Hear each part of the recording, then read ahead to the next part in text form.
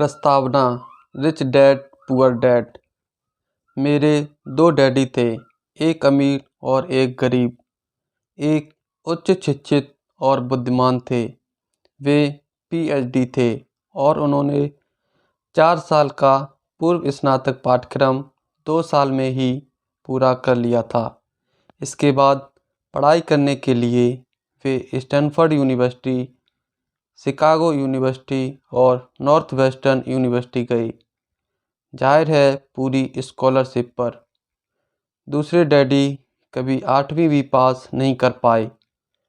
दोनों ही डैडी अपने करियर में सफल थे। दोनों ने ही जिंदगी भर कड़ी मेहनत की। दोनों ने ही काफ़ी पैसे कमाए, लेकिन एक हमेशा आर्थिक परेशानियों से जूझते रहे। दूसरे आगे चलकर हवाई के सबसे अमीर लोगों में से एक बने। एक अपनी मृत्यु के समय अपने परिवार, परोपकारी संस्थाओं और चर्च के लिए करोड़ों डॉलर छोड़कर गए। दूसरे ने अधूरे बिल छोड़े जिनका भुगतान बाकी था। दोनों ही डैडी शक्तिशाली, करिश्माई और प्रभावशाली थे। दोनों ने ही मुझे सलाह दी, लेकिन उन्होंने एक जैसी चीज़ें करने की सलाह नहीं दी।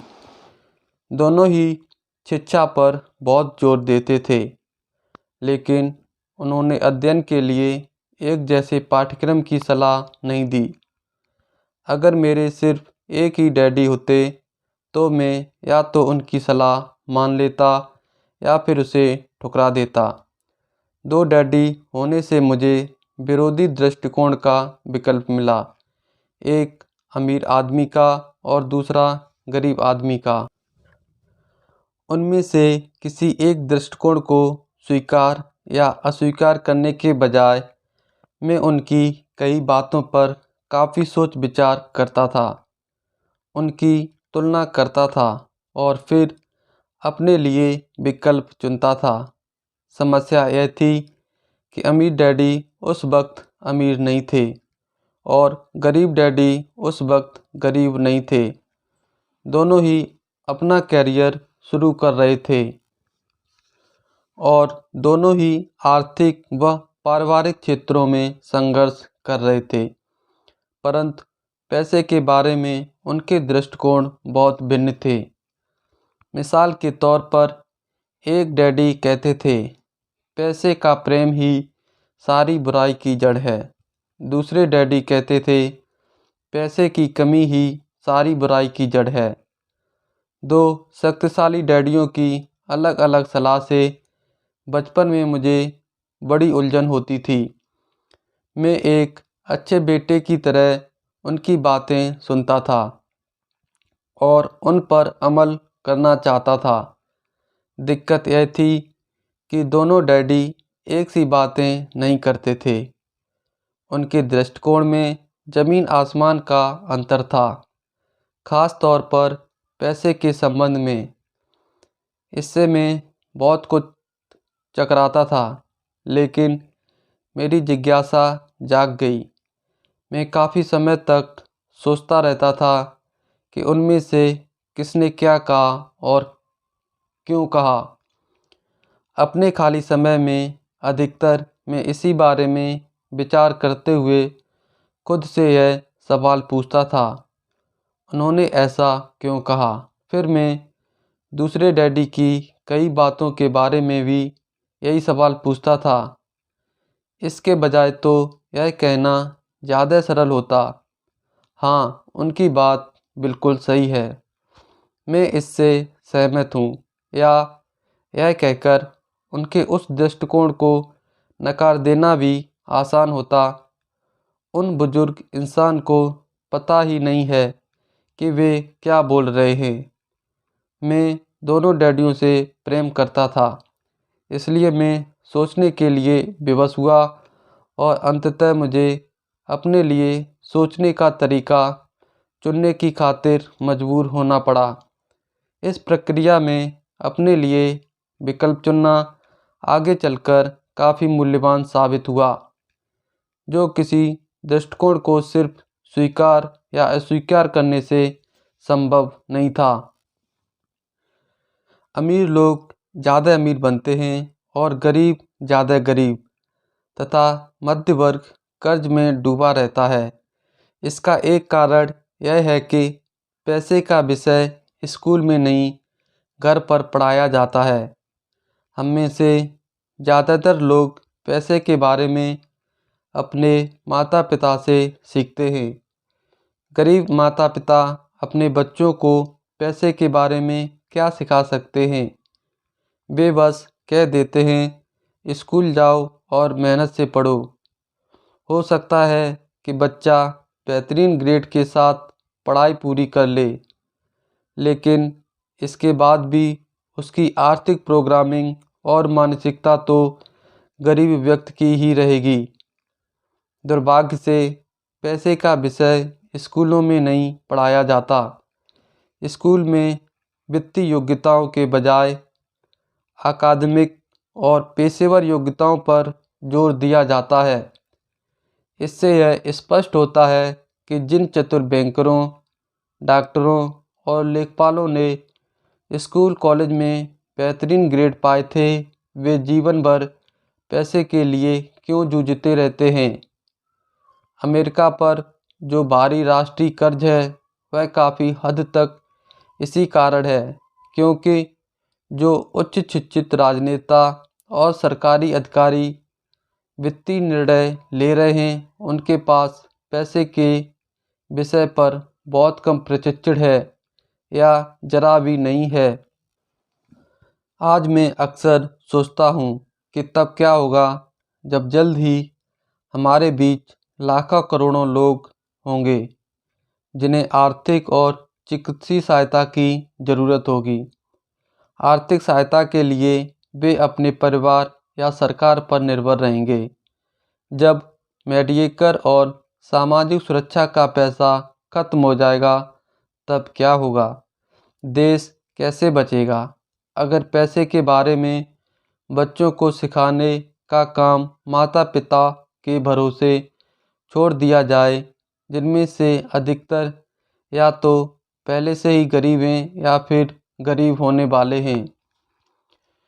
चूँकि मेरे पास दो प्रभावशाली डैडी थे, इसलिए मैंने दोनों से ही सीखा। मुझे हर डैडी की सलाह के बारे में सोचना पड़ता था और ऐसा करके मैंने इस बारे में बहुत मूल्यवान ज्ञान हासिल किया कि किसी इंसान के विचार उसके जीवन पर कितना ज़्यादा असर डाल सकते हैं। मिसाल के तौर पर एक डैडी में यह कहने की आदत थी, मैं इसे नहीं खरीद सकता। दूसरे डैडी ने इन शब्दों को प्रतिबंधित कर दिया था।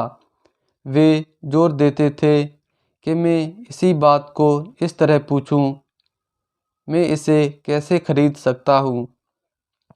एक वाक्य कथन है और दूसरा प्रश्न है। एक में बात खत्म हो जाती है और दूसरे में आप सोचने के लिए मजबूर होते हैं।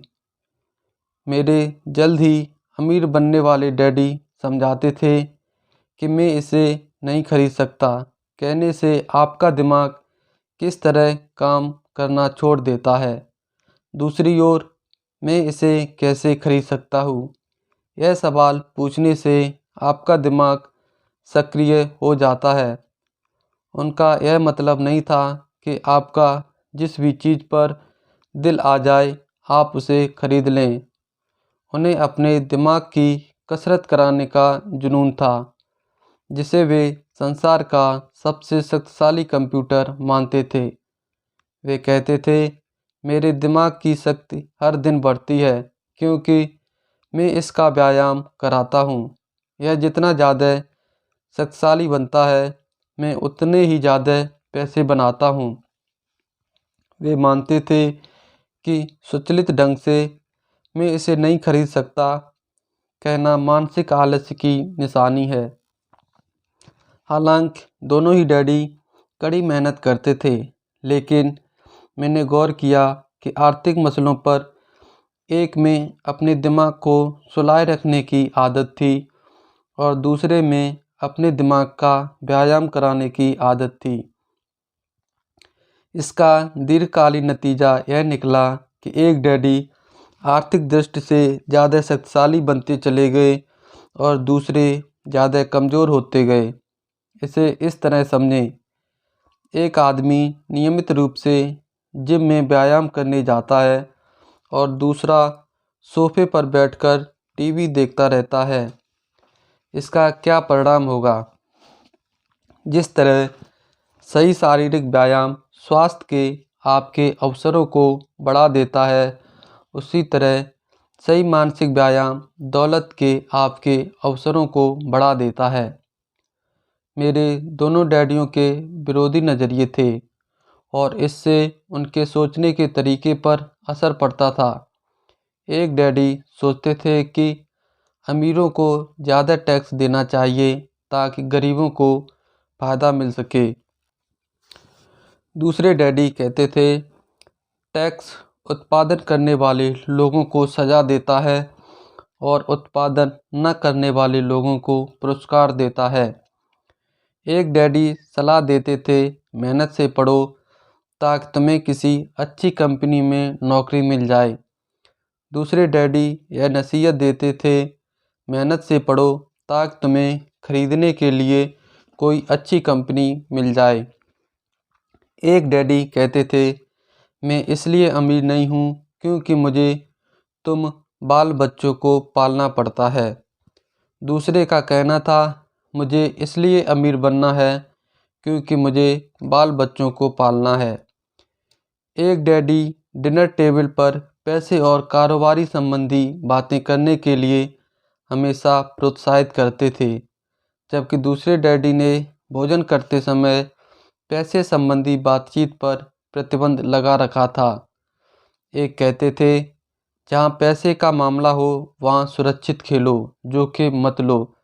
दूसरे कहते थे, जोखिम को संभालना सीखो। एक डैडी को यकीन था, हमारा मकान हमारा सबसे बड़ा निवेश और हमारी सबसे बड़ी संपत्ति है। दूसरे डैडी का मानना था, मेरा मकान एक दायित्व है और अगर आपका मकान आपका सबसे बड़ा निवेश है तो आप संकट में हैं।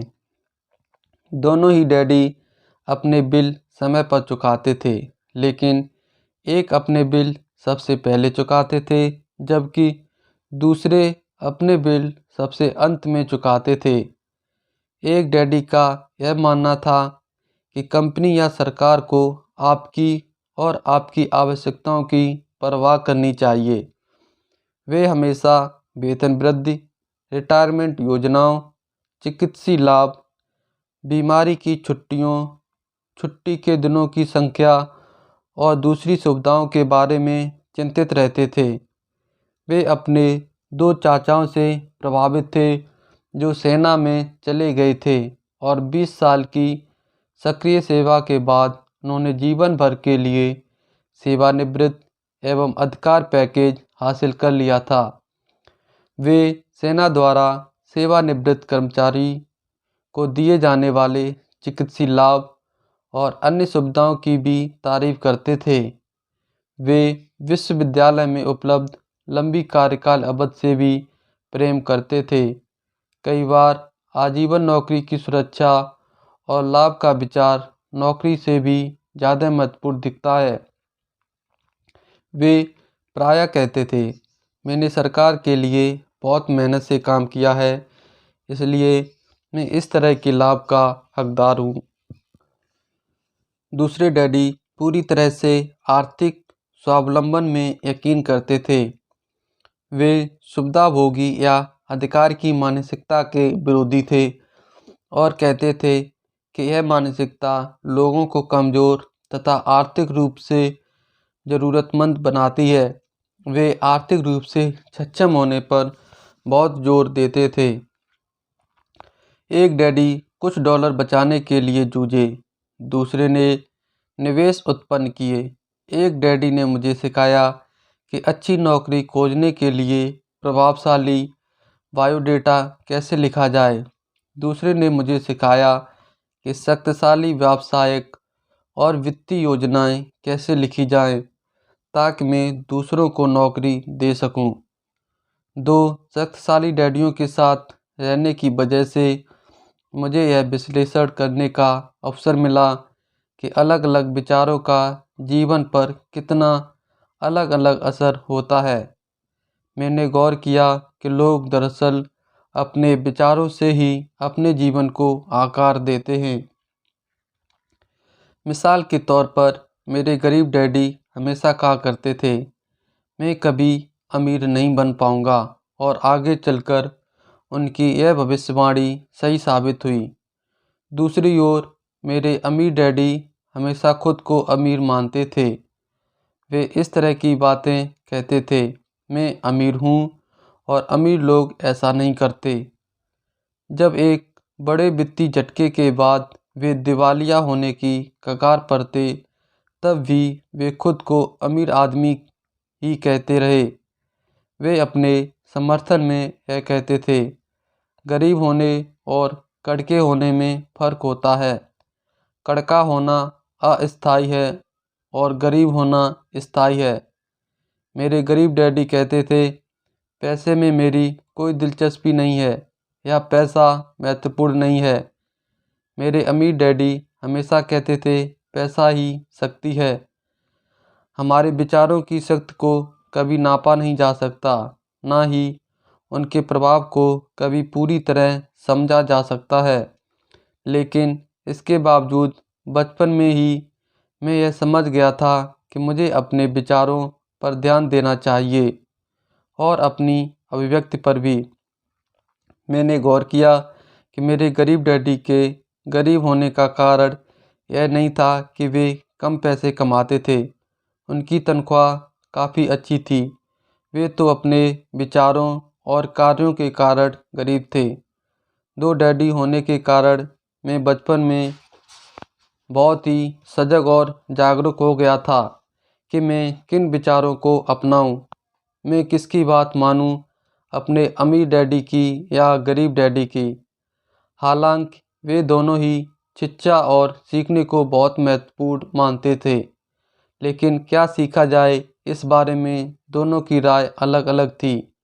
एक चाहते थे कि मैं मेहनत से पढ़ूं, डिग्री हासिल करूं और पैसे कमाने के लिए कोई अच्छी नौकरी हासिल कर लूं।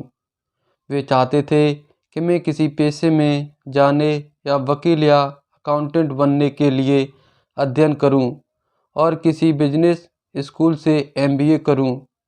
दूसरे डैडी मुझे प्रोत्साहित करते थे कि मैं अमीर बनने के लिए अध्ययन करूं, ताकि मैं यह समझ लूं कि पैसा कैसे काम करता है और यह सीख लूं कि इससे अपने लिए कैसे काम कराया जाए। मैं पैसे के लिए काम नहीं करता, ये शब्द वे बार बार दोहराते थे। पैसा मेरे लिए काम करता है। 9 साल की उम्र में मैंने यह फैसला किया कि मैं पैसे के बारे में अपनी अमीर डैडी की बात मानूंगा और उन्हीं से सीखूंगा। इसका मतलब यह निर्णय लेना भी था कि मैं अपने गरीब डैडी की बातें अनसुनी कर दूंगा, हालांकि उनके पास कॉलेज की ऊंची ऊंची डिग्रियां थीं। रॉबर्ट फ्रॉस्ट का सबक। रॉबर्ट फ्रॉस्ट मेरे प्रिय कवि हैं। हालांकि मुझे उनकी बहुत सी कविताएं पसंद हैं, लेकिन द रोड नॉट टेकन मुझे सबसे ज़्यादा पसंद है। मैं इसके सबक का इस्तेमाल लगभग हर दिन करता हूँ। द रोड नॉट टेकन वह रहा जिसे चुना नहीं गया। पीले जंगल में दो राहें अलग अलग जा रही थीं, और अफसोस कि मुझे उन दोनों में से एक ही को चुनना था, और यात्री के तौर पर मैं काफ़ी देर तक खड़ा रहा। और मैंने एक को देखा जितनी दूर तक मैं देख सकता था। इसके झुरमुटों में मुड़ने से पहले फिर मैंने दूसरी राह चुनी, जो उतनी ही अच्छी थी, और संभवतः इसका दावा बेहतर था, क्योंकि यहाँ घास ज़्यादा थी और राहगीर कम गुजरे थे। और उस सुबह दोनों ही राहें एक जैसी पत्तियों से ढकी थीं, जिन पर किसी ने चलकर निशान नहीं बनाए थे। ओह, मैंने पहली राह को किसी दूसरे दिन के लिए छोड़ दिया, लेकिन यह जानते हुए कि रास्ता किस तरह आगे रास्ते खोलता जाता है। मुझे यकीन नहीं था कि मैं वहाँ कभी लौट पाऊँगा। मैं आह भरकर यह कहूँगा, आज से युगों युगों बाद एक जंगल में दो राहें अलग अलग जा रही थीं और मैंने उस राह को चुना जिस पर कम लोग यात्रा करते हैं, और इसी से सारा फर्क पड़ा। इतने वर्षों में मैंने अक्सर रॉबर्ट फ्रॉस्ट की कविता के बारे में विचार किया है। पैसे के बारे में मेरे उच्च शिक्षित डैडी की सलाह और नज़रिए को न मानने का निर्णय दुखद था, लेकिन यह एक ऐसा निर्णय था जिसने मेरी ज़िंदगी की दिशा तय कर दी। एक बार जब मैंने यह फैसला कर लिया कि किसकी बात मानूंगा, तो धन के बारे में मेरी शिक्षा शुरू हो गई। मेरे अमीर डैडी ने मुझे 30 साल तक सिखाया, जब तक कि मैं 39 साल का नहीं हो गया। इसके बाद उन्होंने सिखाना छोड़ दिया, क्योंकि तब उन्हें एहसास हो गया कि मैं वह सब कुछ जान गया था और पूरी तरह समझ गया था जो वे अक्सर मेरी मोटी खोपड़ी में घुसाने की कोशिश कर रहे थे। पैसा शक्ति का एक रूप है, लेकिन वित्तीय शिक्षा इससे भी ज़्यादा शक्तिशाली है। पैसा आता जाता रहता है, लेकिन अगर आप जानते हैं कि पैसा कैसे काम करता है, तो आप इस पर काबू कर सकते हैं और दौलत बनाना शुरू कर सकते हैं। सिर्फ सकारात्मक सोच से ही काम नहीं बनता। इसका कारण यह है कि अधिकतर लोग स्कूल कॉलेज तो गए थे, लेकिन उन्होंने कभी यह नहीं सीखा कि पैसा कैसे काम करता है। इसलिए वे पैसे के लिए काम करने में अपनी पूरी ज़िंदगी बिता देते हैं। जब मेरी शिक्षा शुरू हुई थी, उस वक्त मैं केवल 9 साल का था। इसलिए मेरे अमीर डैडी ने मुझे जो सबक सिखाए वे सरल थे। बाकी बातें जो भी हों, उनके सिर्फ 6 मुख्य सबक थे जिन्हें उन्होंने 30 साल तक दोहराया। यह पुस्तक उन्हीं 6 सबकों के बारे में है जिन्हें उतनी ही सरलता से बताया गया है जितनी सरलता से अमीर डैडी ने मुझे इन्हें सिखाया था। ध्यान रहे, सबक का मतलब जवाब नहीं है, इसका अर्थ तो मार्गदर्शक है। ऐसा मार्गदर्शक जो अधिक दौलतमंद बनने में आपकी और आपके बच्चों की मदद करेगा, चाहे इस लगातार परिवर्तनशील और अनिश्चित संसार में कुछ भी